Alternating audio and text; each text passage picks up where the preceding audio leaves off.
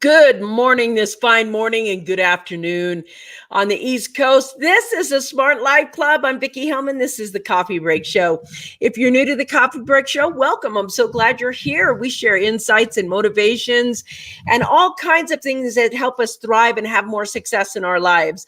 We spend a little time talking with each other, and then we go about our day, and we do kind of cool things on here. And what if you're new? What if you're new and this is the first time you've ever seen the show? Do me a favor. Put your name down below so that I know you're with us and that I know you've been here before. I'm so glad that you're going to be dropping by. And if you are watching this right now, after the show is done, do me a favor and put hashtag replay down below. Hashtag replay down below. And that way I know you've been there. If you're on YouTube, do me a favor and hit the like button. Today, we are talking about something that I work on every single day to get better at. And I just want to say good morning to the people who are here every day. Thank you so much. I'm so glad you're starting to pop on in and join us today. So glad that you're here today. Today, I want to talk about something that I think is so important to my success based on how I'm learning it right now as we look at success. I want to talk about conscious living and conscious work and how you do that. Does it actually help your success grow when you are living consciously, when you are working in consciousness? And I think the answer to that is yes. I think conscious business and intention is huge right now. It's going to develop the rest of my life. It's going to be growing the rest of what I do because I want to concentrate on it so much. It's like, what are the things that are working that create success? What are the things that you're building in your life right now that create success? So, good morning from Robin. Good morning from Karen. Good morning from Smart. Good morning, everybody that's coming on. Just pop on in and say good morning. Hi, Lori. Good morning. I'll be seeing you in the later part of the day. I can't wait. You owe me one hug. So, what I want to first talk about is when we grow success, everybody always wants instant success. And I don't believe that instant success is lasting success. And there's a difference. So can you have instant success? Yeah, you can have instant success. You cannot have overnight success. I think overnight success takes a long time to launch. But I will tell you this. I would rather have overnight success than instant success. And there's a big difference. Overnight success means you have practiced and learned and grown and practiced and grown and learned and practice and practice and grown and learn and set something up so that it'll start being like a train and it'll go faster and faster and faster and faster and faster. Then suddenly everybody thinks you've had instant success. And so instant manifestation, on the other hand, if you have a bit of good luck and maybe you have a green thumb at something you did and you earned a little cash from it, it can be gone the next day. What happens with conscious success? What happens with conscious living? Well, that means that we have to put our consciousness into what we're doing. We have attention and attitude and intention. So attention and intention are something that create conscious living. And that's a practice. Being here now, listening from moment to moment to moment, where you're being directed to. But today I want to give you my 3 secrets that I use to build conscious business because I don't build any other kind of business. Now, the first rule of conscious business, the very first rule of conscious business. Good morning, Brandon. Nice to see you on. So glad you're here. The first rule of conscious business is first do no harm. First do no harm. So conscious business or conscious working means that we are literally first going to do no harm. So my product, whatever I do, can't pollute. It can't be toxic. It can't be a lie. It can't be manipulative. It's got to first do no harm.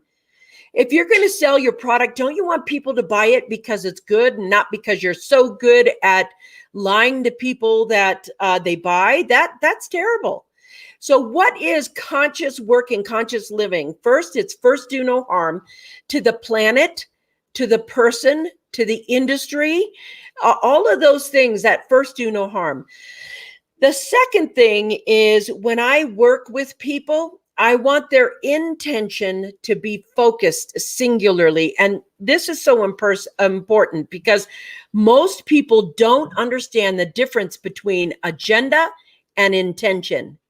Agenda, everybody comes in there to a business with agenda. They're like, hi, I want to make a lot of money. I really want to help a lot of people. I want my job to have meaning. Those are all your agendas.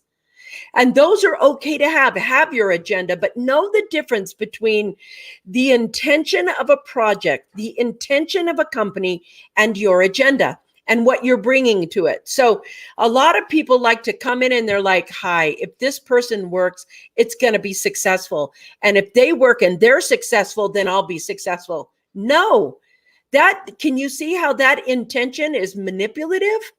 You're hoping that someone's going to get you there instead of you getting you there. And adding to the team. What am I adding to this team? What am I bringing to this team? What am I doing that is so intention focused that you are not putting your agenda in there, riding someone's coattails secretly, hoping that they get you to point B? That's the thing. It's like, you want to become good enough in your skill sets, and they have to be relevant skill sets. It doesn't matter if your skill set is like 100 years old or 20 years old. It doesn't matter now. It's irrelevant. So you have to have relevant skill sets. And the thing about that right now is that the relevant skill sets that you think are needed right now are completely different than the past. So for instance, just a few years ago, we didn't have apps that could do anything. So we had people in the middle who were doing them.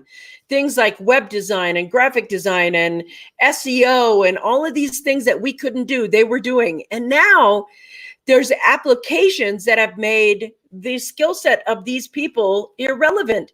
Even though they learn these skill sets, it's pretty irrelevant now. Most people can put up a Wix website or a Weebly website or any kind of ClickFunnels, Symboly. They can go on and on and on and on, where it's just drag and drop, drag and drop. And so now you're like, okay, how do I stay on top? How is it that I'm going to stay on top of this industry? How am I going to stay on top to have relevant skill sets? So I will tell you where the relevant skill sets are going to be right now. But in the conscious intention of what you're doing, are your skills relevant? Are you willing to learn relevant skill sets? Are you willing to bring them in? So the greatest, good morning, everybody. Good morning, Scott. Good morning, Ann Jay. Nice to see you. Good morning, Scott. Nice to see you. Good morning, Donnie. Nice to see you. Brandon, everybody. Hi. So what happens when you have relative skill sets? Relative skill sets fit and mold into a lot of things. So for instance, leadership skills are relative skill sets, and problem solving right now, problem solving skill sets, those are the best you can have. Now, here's the thing. You don't get these degrees I got a problem solving degree from the University of blah, blah, blah. These are skill sets that are needed now. Creativity, those are needed now. But when you're doing that consciously and you have relative skill sets that are relevant skill sets that are applicable to a team, and you have the correct intention of the team. Now, remember, there is your agenda and intention. And a project has to have intention. My intention is always to serve a group of people with the best products and services ever, and to create wellness and thrivability. Thrivability is different. You have to think about how your product is going to help someone thrive. Even if you're a coach, how are you helping somebody thrive? Are they just a client that you get to see every month and they're like, okay, here's your accountability, here's your thing, here's your this. Okay, so here's how I help my client thrive. I had a client where we actually wrote a book, and she wrote a book, but I was the coach that helped her write her book and everything else. And it took her longer than expected. But my thrivability about working with me is I can get you to the bestseller list in under an hour. That's how I help her thrive. It's not just writing the book. It is absolutely writing the book with, thank you for that smile, Scott. It's that writing that book and being able to help them do something. It's not like you wrote the book. Good for you. I got paid to help you write that book. How are you going to help your client get that to the bestseller list on Amazon? How are you going to help them develop that book into a business? How are you going to help them thrive, create thrivability within not just learning how to write a book, but learning how to monetize that book, learning how to develop products around that book, learning how to get that book out as a business, learning how to get it to the bestseller list. These are all the things that are there when you create thrivability. And thrivability is that next step. And so how I do that with intention is I've been, in the school of hard knocks long enough to answer the question, what would I have wanted when I started? What would I have wanted to have when I started from this process? Now, I know there's a lot of people that say, I can help you write your book and I can help you write your book well. Big deal. How can you help me sell my book? Because a well-written book that can't be sold, and right now that's an interesting question because things change and systems change and people there's changing. You have to constantly pay attention. Now, that's agenda and intention. Now, you've heard the term where two or more are gathered.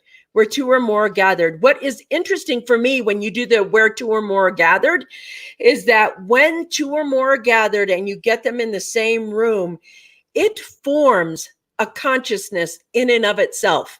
Where two or more are gathered, a consciousness forms, and it has creativity and ideas and things that you need to know or want or love to know or create.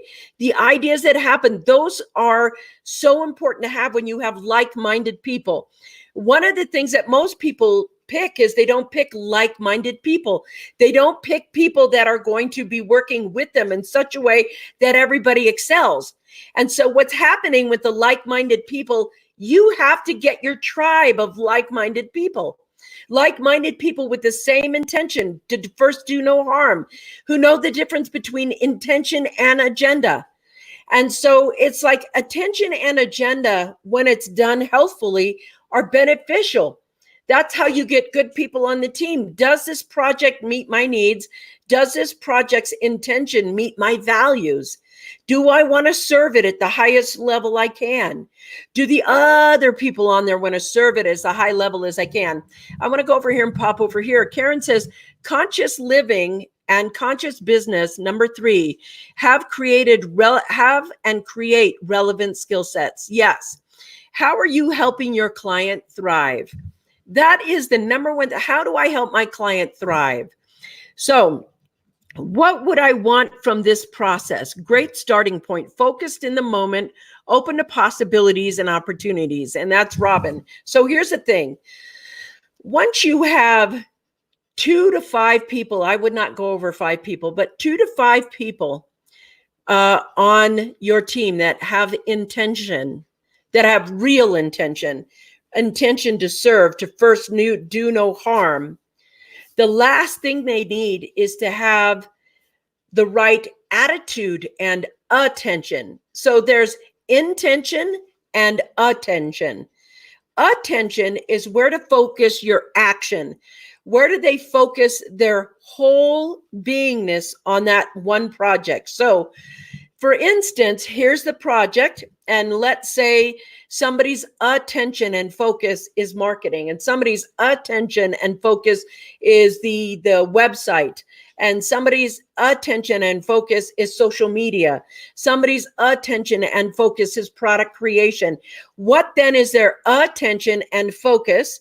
They do it with the intention of making it thrivable and their best work ever. If you have a team like that who knows the difference between attention, focus, and action, or what they're responsible for, attention and focus, and you understand the intention of the project, the intention of where it's going, you're going to make the most crystal clear project. Now, can you do this by yourself? You bet you can. You can sit with your idea, you can sit with your focus, you can sit with everything else that you want and say, what is my intention? What's my attention? What's my focus? What's my next best step? That's how I work the day. At that point, I'm like, okay, I'm building this. What's my next best step? And I take that action. Once you've taken that action, the thing you want to ask is, do you want a partner? I always want partners because if you want to go far, you need partners. If you want to go fast, you can go by yourself. But if you want to go far, you need the partners with you. They're going to help you drive that project forward, drive that thing. And that means you have to become the good leader. You have to become the person that they can find, depend on, look at, and talk with and say, okay, are we on the right, are we steering the ship in the actual direction we want it to go? The other thing is, when you have good leadership skills, that is a form of intention to have good leadership skills. And if you have to have good leadership skills and you only have them because you love the project, or you only have them because you like what you're doing, that to me is not leadership. Leadership looks at the intention of a project, doesn't match your values, and it takes it there no matter what. We just get up, we go around the obstacles, we go through them. These are the things right now that are so you want to have really pinpointed focus on. You really have pinpointed focus about what you're doing, how you're behaving, what you're looking like, what's your attitude like, what your focus is like, what your agenda is, and what your intention is. And they all flow together to make one relevant skill set that will get you from where you want to be, where you are now, to where you want to be and beyond. These skill sets these are the biggest things in business, in life, in success, in anything. It doesn't matter what it is. Is it thrivable? Where's my agenda? Where's the intention of this project? Where's my attention and focus and managing my state of mind? All of these things create the success you want to have, whether it's in relationship or not. It's like, what's your intention and focus in a relationship?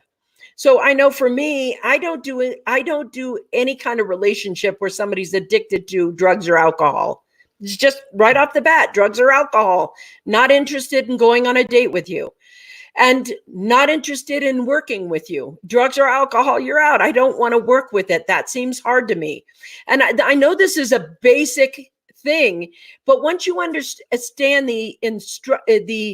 once you understand the intention and the values and the process by how you think, and you make them really, really clear in front of you, things will materialize.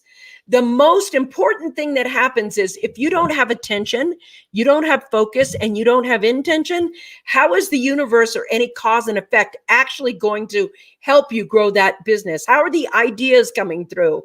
All of these basic premises, you're like, oh God, I've heard this before. God, I've heard this before. Yes, we have to practice it before. Every single day. It's a fundamental that how you do anything is how you do everything. If you do everything in an unaware fashion, if you're just absolutely unaware of what you're doing, everything in your life is higgledy-piggledy unaware. If everything is precise with some intention and some focus and attention, everything in your life has attention and focus. And here's what I know. Here's what I know for sure. When I have attention and focus and intention, it happens like that. Everything manifests like that.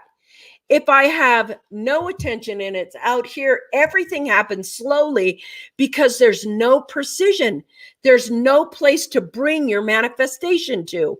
Conscious living, conscious working is about being mindful and conscious, not just conscious to the planet. Yes, we're going to make things happen and it's going to be clean and it's going to be great. Consciousness is being awake. It's being awake. And every time we think we're awake, we're not. Being awake isn't thinking. Being awake is being aware. And being aware means that sometimes your mind is a little bit more silent and it's waiting for answers. And it's paying attention to what other people in your team are saying. Because sometimes I know that when our team is together, not all the answers come through me. Sometimes the answer comes through one of them in the circle. One of these people are saying something and they feel something and they offer it and it solves a problem right away because it becomes one mind, not two minds, three minds, or five minds. one mind, one intention, one focus, one thrivable message, one sense of meaning, and it goes just like that. That's the awareness that brings out. That's a practice. And if you're going to be a leader, you're going to have to know your part in the company, which is, or the project or the process or whatever it is. So let's say right now you're going to the gym and you're going to hire a personal trainer. Okay, that personal trainer has their agenda and you have your agenda. And if nobody's paying attention to creating the intention of these two agendas, it's probably not going to work. You have to come into your values, your mind, and things like that. Am I making that clear? Thrivability happens when the personal trainer and you have one intention and a focus and attention. Then you can make the game plan because you're on the same page. If both of you are not on the same page, it's not happening that way. It's very hard to have it happen that way. So critical question in all businesses. All I can manage is my own state of mind and attention. Yes, your own mind, your own focus, your own attention. When these skill sets get better, let me tell you what the next level is. The next level of anything, I don't care if it's a sport, I don't care if it's a business, I don't care. The next level of anything is the people who have chosen to be awake enough to be at that level. To be, not to know that level, not to find that level, to be beingness at that level. And when you get there, there's more people that are focused at that level. So you guys are talking really fast. Let me just get on here over here. Let's see. Blah, blah, blah, blah, blah, blah. Can you help your client thrive? What I would have wanted from this process, great starting point, focused in the moment, open to possibilities. What do you all think about Vickie's content on this live? Please post and tell us. Thank you. If you want to go far, you need partners. If you want to go fast, you do it yourself. Critical questions by all businesses. Thank you. All I can manage is my own state of mind, my own focus, my own attention. Thank you. We know you aren't shy. Tell us your thoughts. Thank you. How you do small things is how you do all things. Ooh, I love that. That's Martha Beck. How you do small things is how you do all things. Thanks. Hi, Molly. Glad you joined us today. Molly, I don't even see your name up there. Nice that you were there. Thank you for popping in today. One has to be aware, deliberate, and thoughtful to be successful. Now, I want to stop on that. I agree with that, Mary Jo. This is Marie Jo said, one has to be aware, deliberate, and thoughtful to be successful. And I agree with that. And so many times we start and we think in startup, we're very thoughtful. We're starting up. This is my first year of my company. And maybe we're thoughtful then. But about year number 3 or 5, sometimes we go on autopilot and we forget to be deliberate and thoughtful. Intentions and attentions and agendas all need to be refocused. And I do them weekly, monthly, daily. I'm constantly becoming aware and looking at all the time, where am I in the process of the intention? And here's what I know about a good team. I know that a good team revisits the intention of everything on the daily. If you have that team huddle, like I'm doing this and I'm doing this and I'm doing this and we're doing this, and we hold the attention and we hold all of those things. This is so important for us. It's so important for us to have that, because that refocusing solidifies that intention. It solidifies the direction. More success happens when you're conscious of your success.